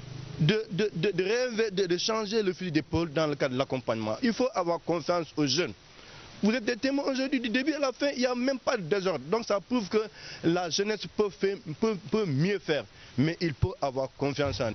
Autre interpellation à l'endroit de ces différents candidats, il s'agit cette fois de celle des organisations de la société civile sur la problématique de la nutrition au Sénégal. Selon son coordonnateur, la malnutrition est un obstacle par rapport à l'atteinte des objectifs de développement durable. Selon son coordonnateur, la malnutrition est responsable d'un décès sur 3 des enfants de 0 à 5 ans et a des conséquences néfastes également sur l'économie du pays. Seydou Ndiaye au micro d'Alassane Baldé et Tidiane Diop. Nous avons estimé utile justement d'interpeller les 5 candidats à l'élection présidentielle, leur rappeler les engagements nationaux et internationaux du Sénégal en matière de nutrition, mais aussi les amener à nous faire des propositions concrètes en matière de stratégie, en matière d'efforts pour justement venir à bout du fléau de la malnutrition qui existe dans notre pays sous ces 2 formes, avec peut-être un niveau, c'est vrai, malgré les efforts ces 10 dernières années, un niveau global assez précaire pour la région nord et la région sud-est de notre pays. C'est pourquoi nous avons engagé justement ce processus d'interpellation, mais nous avons fait une lecture des 5 programmes des candidats pour analyser le degré de prise en compte de la nutrition. Nous avons aussi fait une analyse de la situation et évoqué un certain nombre de demandes clés qui nous permettent justement de relever les défis de la lutte contre la malnutrition. Parlons d'autre chose à présent. Face au non-respect des engagements, l'amicale des anciens militaires invalides et mutilés de la Casamance dénonce une discrimination de l'État dans le paiement des pensions. De ce fait, ils interpellent le président de la République et comptent mener d'autres plans d'action dans les jours à venir si toutefois leurs revendications ne sont pas prises en compte. Les détails dans ce reportage signé Tidiane Diallo et Oumar Diallo. L'amicale des anciens militaires invalides et mutilés en Casamance fustige le comportement des autorités face à leur situation. On est resté jusqu'à hier vers 10h, 10h30. On a des membres qui se trouvaient au sein de l'amirauté qui nous ont informé qu'ils sont en train de payer les grands invalides, soi-disant celles qui ont les 85%. L'article qui parle ici dit que si l'individu a fait 90 jours dans l'armée, 90 jours, et obtient une infirmité ayant droit pour une pension mixte. Ces anciens militaires comptent sanctionner le président Macky Sall ce 24 février, jour du vote, au cas où leurs revendications ne seront pas satisfaites. Nous, on défie le président. Il n'a qu'à régler le problème des invalides de différents corps paramilitaires, à part de soldats, à part d'adjudants jusqu'aux soldats. Sinon, on va voter sanction pour lui. Et on ne votera jamais pour lui. Et on le défie, on va le faire tomber, comme qu'on a fait à Abdoulaye Wade. Il lance un appel au chef de l'État. L'appel qu'on lance au chef de l'État, c'est le problème de la pension mixte pour qu'il essaie de régler ça pour une fois pour toutes. On attend jusqu'à vendredi pour essayer de voir comment faire. Bon, on a des portables, on fait une petite testo, tout le monde sera au courant d'où on doit voter. Ces invalides comptent poursuivre le combat jusqu'à satisfaction de leurs revendications. À Pikine, un ouf de soulagement pour les habitants du quartier Warouaï. C'est dans la commune de Yeumbeul Nord. La localité est désormais désenclavée par une route en latérite. Selon ces populations, c'est un calvaire concernant leur mobilité qui vient de prendre fin. Ils souhaitent tout de même l'érection d'une école primaire publique et d'un poste de santé. Nous y reviendrons lors de nos prochaines éditions avec notre correspondant sur place, Younoussa Baldé. Et puis je vous en parlais dans les titres, notes de sport dans ce journal. À un match de qualification à la Coupe du Monde de basketball prévue en Chine en 2019 cette année, Abdourahmane Ndiaye vient de sortir la liste des 12 joueurs retenus pour le tournoi à Abidjan prévu ces 22 et 24 février afin de décrocher leur ticket pour le mondial. Les détails dans ce reportage signé Sadioka et Eladj Diène. Le sélectionneur des Lions du basketball a sorti la liste des 12 joueurs retenus pour le tournoi à Abidjan dans le but de chercher la qualification du mondial prévu en Chine 2019. Khan Dalmeda en poste 1, Thierno Ibrahimania en poste 1, Pape Sayo Diatta en poste 1 et 2, Lamine Sam poste 2, Mohamed Faye en poste 3, Djibril Cham poste 3, Suleiman Aou poste 3, Babacar Touré, poste 4 et 5, Malay Ndoye, poste 3-4, Youssouf Ndoye, poste 5, Moïse Diamé, poste 5 et Cheikh Mbodj, poste 5. Un choix difficile pour le coach. Ça n'a pas été une sélection facile parce que je pense que les 14 joueurs qui étaient là méritaient d'y être. On a eu des discussions entre nous par rapport à ça. Et donc on a donc comme un accord. Une qualification très convoitée pour faire partie des 5 pays qui vont représenter le continent à cette Coupe du Monde. Il faut montrer ça sur le terrain, comme le coach l'a dit. On l'a fait les tournois précédents. Maintenant, il faut finir le job. Et comme l'a dit le coach, c'est 3 finales. Faire parmi les 5 pays qui vont représenter l'Afrique. Et il faut mériter la qualification. Et c'est ce que nous voulons faire. Ainsi, pour la dernière fenêtre de ces éliminatoires de la Coupe du Monde, le Sénégal va jouer contre le Rwanda, le Mali et le Nigeria. Pour rappel, Ibrahima Thomas et Pape Moustapha sont les joueurs recalés. C'est sur cette note que se referme ce journal, mesdames, messieurs. Merci de l'avoir suivi. Retrouvez tout de suite la deuxième et dernière partie de votre magazine L'Essentiel. Cette édition vous revient dans une demi-heure. Ce sera en Wolof. Excellente suite des programmes sur la Sen TV.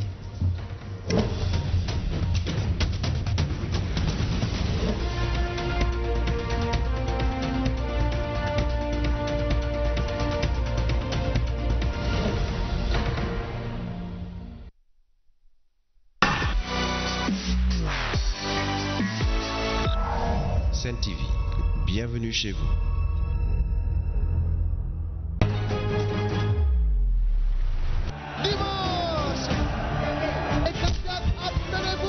Vous aviez promis qu'une fois élu, vous allez régler les problèmes de l'école.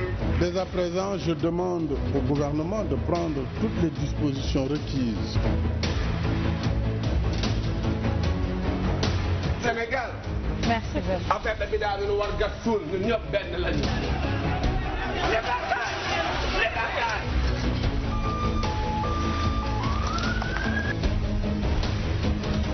Nous sommes toujours Ngor, mais bi yoon ci centre de vote Alieu Samb.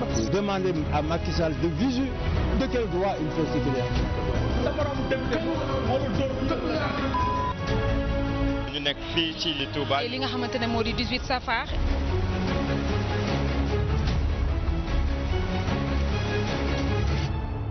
Sen TV, bienvenue chez vous. C'est bon les gars, on démarre dans 2 minutes. Oui Major. Je suis là. 2 minutes. On connaît farceur. 2, Major, du sérieux s'il te plaît. Go. salaamaaleykum mbokku téléspectateurs yi ñu ngi leen di nuyu di leen ziar di leen wax yéen ngi seen émission Bissap Comedy Show. reetaan lu nit kan la mën a may alal. Bissap lañ koy woowee. dama lay seetaan sa émission bi daa may ree laajte rek yu ñuy laaj est-ce que jigéen bu gisul baayam ndax yaayam mën na koo yar. dama ko tay. góor jigéen bi nga doon. borom ñaar tur yi. dafa mel ne lu la fi indi danga ko fàtte. ñëw ñu fi pour nobante de wala pour bëggante alal ji lañ soxla. sa jarbaat bii dafa màgg sax. man ak sa yaay ñun ñaar rek la te depuis ma wax ak yow ci waxu Kewé déggatuma la fenn gisuma la. Et si j'en ai pas envie? C'est-à-dire que aw ma envie lii la. ñun amuñu envie maquiller la. Diopène laa bëgg jëbetam bi yéeg mu dee ñu def mélange à 3. Ressaisis-toi.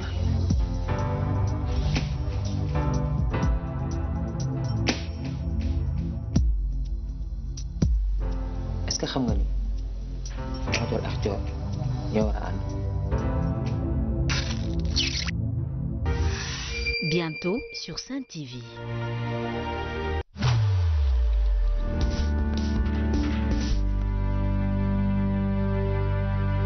Madame, Mademoiselles et Messieurs, bien le bonjour ou bien le bonsoir à vous. Bienvenue chez vous. Vous êtes bien sur la Sen TV, votre première chaîne urbaine du Sénégal. Et bienvenue dans votre émission Rendez-vous des excellences. L'art de la guerre, bien qu'encore présente sur la planète, laisse de plus en plus place à l'art de la paix. Plus communément appelé la diplomatie, semble être la nouvelle discipline qui prévaut entre les hommes. Notre invité aujourd'hui est la République islamique d'Iran. Comme vous le savez, la révolution islamique en Iran, c'était une révolution populaire.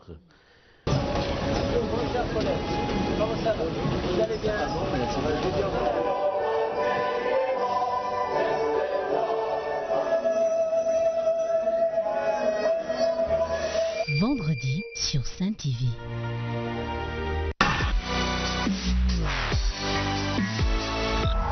Sen TV, bienvenue chez vous.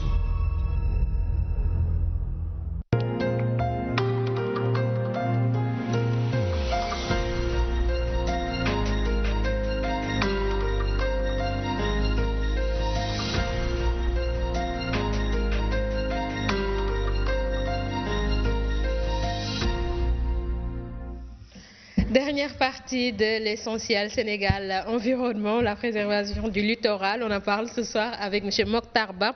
Il est président de l'association Nouveau Monde, membre également de la Perle. Et nous sommes aussi président de la Perle, d'accord. Je vais me faire virer. Hein. Non. Je parle d'autre chose, je parle pas de ça. Alors je m'excuse, président de la Perle. Nous sommes aussi avec notre consultant maison, Momar Djongbe.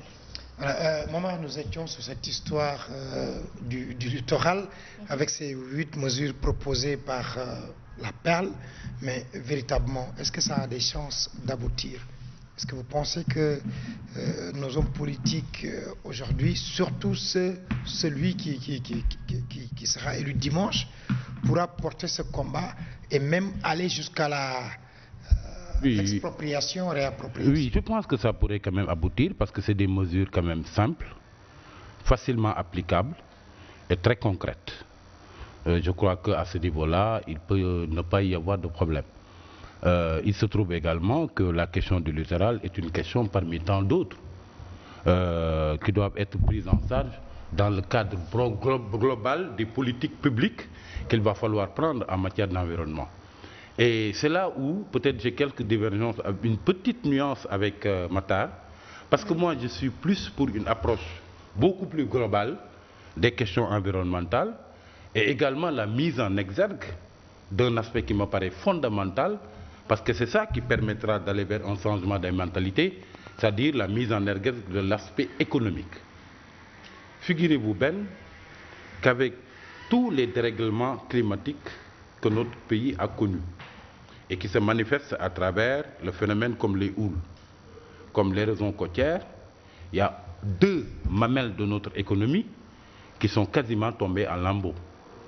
Il fut une période où quand même les 3 sources de devises du pays, les 3 principales sources, c'était les phosphates en premier lieu, ensuite le tourisme, mais vous conviendrez avec moi qu'avec l'agression du littoral et le phénomène de l'érosion côtière, sur toute la côte, l'activité touristique est en berne. Et c'était jusqu'à une période récente la 2e source de devises pour le pays. Si vous y ajoutez maintenant l'activité liée aux produits halieutiques, c'est-à-dire la pêche, vous avez vu qu'il y a eu un dérèglement climatique et peut-être une surexploitation de nos produits halieutiques qui s'est traduit par une rareté des ressources halieutiques. Ce qui amène nos pêcheurs d'ailleurs à aller squatter les côtes mauritaniennes et les côtes en Guinée-Bissau jusqu'au Cap-Vert, avec tous les problèmes que ça peut causer. Il y en a même qui, devant la résistance des gardes-côtes, soit de la Mauritanie, etc., de la Guinée-Bissau, ont perdu la vie. C'est là le problème. Comment faire en sorte d'avoir une prise de conscience de la part de nos gouvernants, de nos législateurs et des populations elles-mêmes, une prise de conscience de l'aspect fondamental que représente l'environnement. Et comment faire en sorte que ça soit intégré dans les politiques publiques de manière à réhabiliter ces deux mamelles de l'économie que constituent le tourisme et la pêche. C'est là où se trouve le problème. Sans oublier maintenant que des phénomènes comme l'érosion côtière, comme la houle, ont déjà causé 344 milliards de pertes. C'est des dégâts énormes. Compte tenu des pertes en vie humaine et du dérèglement des activités que sont le tourisme et la pêche. Donc, ça a des dégâts inestimables sur l'économie sénégalaise, ce qui appelle de la part de tous les acteurs politiques, et principalement de celui qui sera élu au soir du 24 février prochain, une prise de conscience pour que la question environnementale soit au centre des politiques publiques. C'est de cela qu'il s'agit. Si on vous suit bien, c'est comme si Karim Wade avait bien compris. Il avait cette bonne vision de gestion du littoral, surtout à Dakar. On a dit qu'on a l'une des plus belles corniches, il l'a quand même arrangé. Ça me conduit à parler de choses qui sont un peu personnelles. Et je crois que... Et puis je reviendrai sur cette histoire de Hulot, les problèmes qu'il a eus. Et également de la complexité qui est posée aujourd'hui en termes de traitement de la question quand on l'amène à un niveau plus global, plus large, tel que le pose Momar. La première, c'était quoi encore? Voilà, le truc personnel, ma connaissance avec le président Wade. J'avais écrit une lettre ouverte. Cette lettre ouverte, je crois, s'intitulait « Les pontes de la République se partagent la corniche ». J'ai été convoqué le lendemain par le président Wade lui-même. Je pensais que, bon, on allait me remonter les bretelles. Eh bien non, je me suis retrouvé dans son bureau avec ses conseillers. Il me dit d'y aller. J'étais en train de parler, comme je suis en train de vous parler aujourd'hui, avec peut-être même moins de maîtrise sur certaines questions, parce qu'après, l'expérience est passée par là. Et je me souviens lui avoir dit à la fin, Monsieur le Président, en 2007, vous pouvez gagner les élections avec le littoral. Je me souviens lui en train de me dire, ah bon, ben expliquez-moi ça. Eh bien, c'est ce que j'ai retrouvé chez Mariam Abba. N'allez pas dans les choses compliquées. Regardez le monde dans sa plus grande simplicité. Quelqu'un qui a la possibilité de s'évader, qui a la possibilité, quand vous vous réveillez, vous pouvez aller à la mer, acheter un poisson ou vous promener, courir. Vous pensez que c'est la même chose que quelqu'un qui étouffe et qui est confiné dans un couloir? Eh bien non. Cette personne-là, quand elle va voter, il n'y a rien à faire avec la hargne, ou bien quand il y a des machins, pourtant je m'en sors quand même, etc. Mais ça, c'est le texte de Mariam Abba. C'est pourquoi je parle d'interprétation culturelle et sociologique dans comment nous entretenons, comment la relation est entretenue entre nous. Et effectivement, j'avais fait l'objet d'une interview assez corsée de Il est midi à l'époque, ce journal, pour que je m'explique sur toutes ces choses-là. C'était resté d'ailleurs longtemps. Et malheureusement, bon, les investissements ont été faits. C'est pourquoi certains avaient écrit à l'époque que c'est moi qui avais influencé les travaux sur le littoral, mais pas de la manière dont on l'a fait. Là, on a fait des corniches, on les a ouverts, on a fait de grandes routes, etc. On a laissé de l'autre côté. Alors que moi, j'étais dans une urbanisation verte, des couloirs, des ponts, des ruisseaux, des choses exceptionnelles, des restaurants, mais magnifiques, des trucs en Crète. On était dans un rêve qui n'était peut-être même pas le mien. Moi, je m'inspirais d'un Allemand qui est venu ici au Sénégal, qui s'appelle Joachim Brandy, mort en 2005, qui, pour les besoins du mémorial Gorée Almadies, je ne sais pas si vous vous souvenez de ça, découvre cette ville de Dakar en disant mais c'est la plus belle ville du monde. Mais les Sénégalais n'ont pas besoin d'être aidés, ils ont besoin de savoir qu'est-ce qu'ils ont entre les mains. Obtenu du gouvernement allemand un financement pour faire un séminaire pour aller prendre chacun des Sénégalais qui avaient une influence ou qui travaillaient dans le secteur qui avait un lien quelconque pour le former à comprendre ce qu'il y avait entre nos mains. Et voilà, et il nous a d'ailleurs pondu un projet qui s'appelle Dakar 2030. Allez chercher ce projet, vous ne le retrouvez pas. Et en écrivant, moi, ma lettre ouverte, en faisant mes recherches, que je suis tombé sur un vieil architecte, fonctionnaire, qui avait fait ce séminaire et qui avait conservé quelque chose qui me permettait d'avancer là-dessus, sur les principes et des choses comme ça. Tout a été fait ici. Dakar, c'est la plus belle ville du monde. Seulement, on nous l'a confié, nous, Sénégalais. Tu le confies peut-être à des Burkinabés, c'est autre chose. Tu le confies à d'autres personnes, c'est autre chose. Au Rwandais, tout le monde vivra ici, etc. Il y en a même qui disent que Dakar, pendant très longtemps, a été la presqu'île du Cap-Vert, mais le vert est parti et il ne reste plus que le Cap. On a tué le ver du Cap. On a tué le ver du Cap. J'ai fait un article sur on a tué le ver du Cap. Donc vous voyez bien comment on a progressé. On a une histoire, Senghor, qui lui, d'ailleurs, c'est une question, je me suis posé souvent la question à l'époque, je me suis dit, mais comment Senghor, avec toute la place qui existait, il s'est mis à parler de littoral qu'on n'y touche pas et à parler de protection. C'était ancien quand même. C'est tout bête. C'est-à-dire que tous les pays qui ont un littoral ont eu un problème littoral. Mais après, ce que les gens sont, leur tempérament, leur sérieux, leur professionnalisme, vous allez au Portugal, la Perle, c'est la plateforme pour l'environnement et la réappropriation du littoral. Le terme réappropriation, nous l'avons pris sur la loi espagnole qui est une loi de réappropriation nationale. Et donc, à Paris, lorsqu'on créait le conservatoire du littoral pour rattraper le littoral, racheter les terrains, exercer les droits de reprise, les Pompidou, puis Giscard d'Estaing, Senghor, c'est là où on lui a dit « Vous avez une chance absolument incroyable, on n'y a pas touché, légiférer, protéger ce littoral. » C'est comme ça que c'est venu. Donc il y a une histoire. Et donc les Moustapha Niasse, les Tanordien ont été formés à ça. Parce qu'ils étaient avec Senghor. On n'osait pas toucher cette affaire-là. Si jamais il était revenu ici, vous imaginez qu'est-ce qu'il verrait? D'accord. C'est que Senghor, c'est un insulaire aussi. Donc quand il construit sa maison les dents de la mer, on peut bien comprendre. Mais quand des gens venus de l'interland du Sénégal qui ne comprennent rien à la chose veulent construire, ils construisent les dentelles de la mer. Moi, il y a deux aspects sur lesquels je voudrais revenir. La première chose, c'est qu'il se pose un problème de rupture du principe d'égalité dans la gestion du littoral. Pourquoi on parle de mixité sociale? Le principe d'égalité entre les citoyens est rompu à partir du moment où seule une catégorie sociale, c'est-à-dire les plus nantis, peuvent avoir des portions de terre sur le littoral. Ça pose problème d'abord. Et le deuxième problème de rupture du principe d'égalité entre les citoyens, c'est que, outre ceux qui ont érigé leurs habitations et qui sont donc les plus nantis, il est hors de question que moi, pauvre, je puisse avoir un lopin de terre sur ce littoral. Donc, il y a cette rupture du principe d'égalité.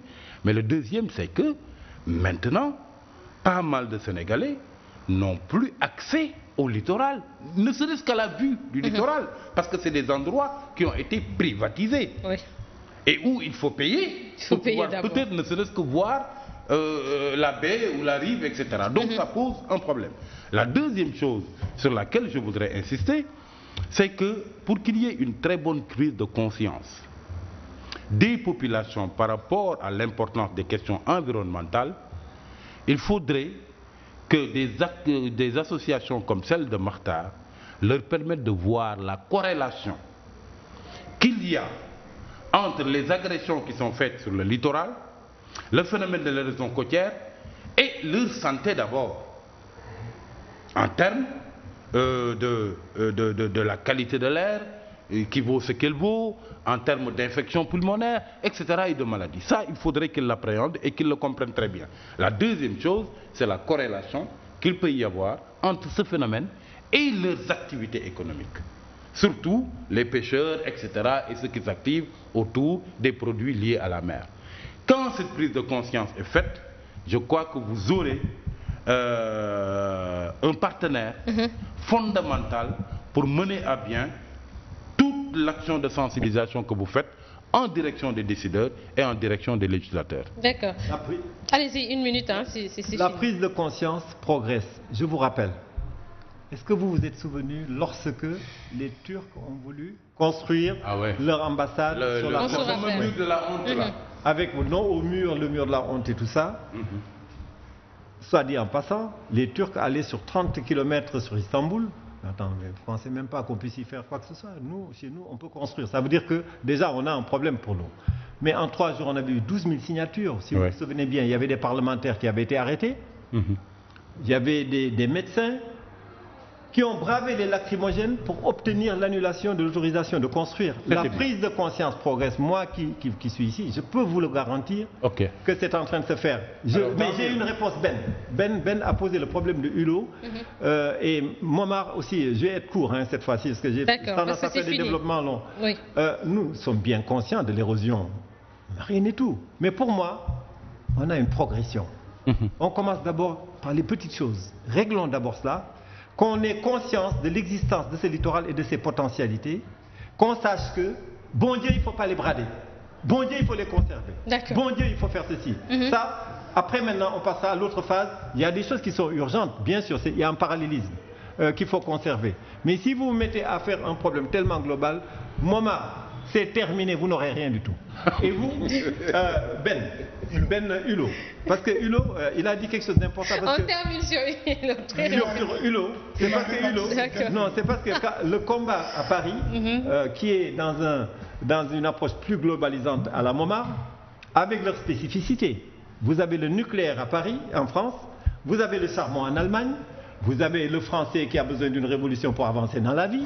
Vous avez, voilà, etc., etc. Vous avez, alors que nous, on est d'abord, au moins, il ne s'est pas bradé. Il y a des choses qui sont élémentaires. Vous avez vu l'histoire des Landes avec l'aéroport des Landes. Ils sont capables de prendre des mesures. C'est quand c'est compliqué que le caractère idéologique est net et que scientifiquement même, il y a des dissensions. Il y a aussi la voiture électrique. C'est plus compliqué. Nous, on leur dit. Ce littoral-là, Boulenko, mais attends, jëlal kii 1000 mètres carrés, jëlal fii, dugal fii, génn fii, mais attends, faut que nga jëkk a régler. Boo réglé wulee loolu, réglé wuloo dara. D'accord. Parce que c'est terminé, amuloo dara entre les mains. D'ailleurs, le jour où tu vas prendre conscience réellement, il ne te restera plus rien sauf à faire la révolution. D'accord, monsieur Bamata. Et c'est ça qui amène les radicalismes et qui font que on est dans des démolitions sans contrôle, alors que nous sommes sur une approche simple, tranquille et positive. Merci à vous, monsieur Mokhtar Ba. Ça a été un plaisir pour nous de vous recevoir sur ce plateau et désormais il est membre de l'équipe de l'essentiel. Merci Amina. Je disais, moi quand est-ce que je vais avoir le truc d'être à côté aussi? Il faut que j'y sois. En tout cas, numéro 6, mesure numéro 6. Amina, mesure numéro 6. Oui. Non, mais on est en train de rigoler. Oui, allez-y, la renonciation volontaire. Chaque fois que quelqu'un viendra ici, posez-lui la question, est-ce qu'il a un terrain sur le littoral? Est-ce qu'il est prêt à renoncer selon la mesure numéro 6? Et vous verrez que vous avez fait quelque chose. Quelle que soit la question, qu'il soit de quelque nature que ce soit, c'est pour nos enfants. D'accord, c'est bon, c'est fini. Maman. Il a fallu attendre la fin de l'émission pour avoir le grand Mokhtar Ba, défenseur invétéré du littoral, dans la gestuelle et dans la tonalité. D'accord, merci à vous tous. Ça a été un plaisir pour nous de vous servir. L'essentiel vous revient demain à la même heure. À l'actualité, toujours en continu sur www.actunet.net. Temps de campagne, c'est à 22 h avec Nene Aïchaba, Mamadou Ndiaye Dos et Pape Chersila. Bonsoir.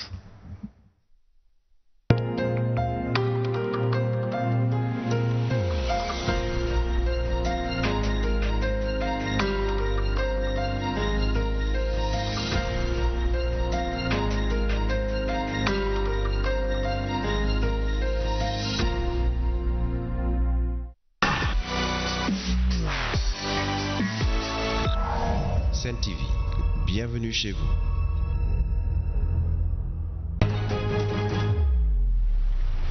Dimanche, les candidats, abstenez-vous. Vous aviez promis qu'une fois élu.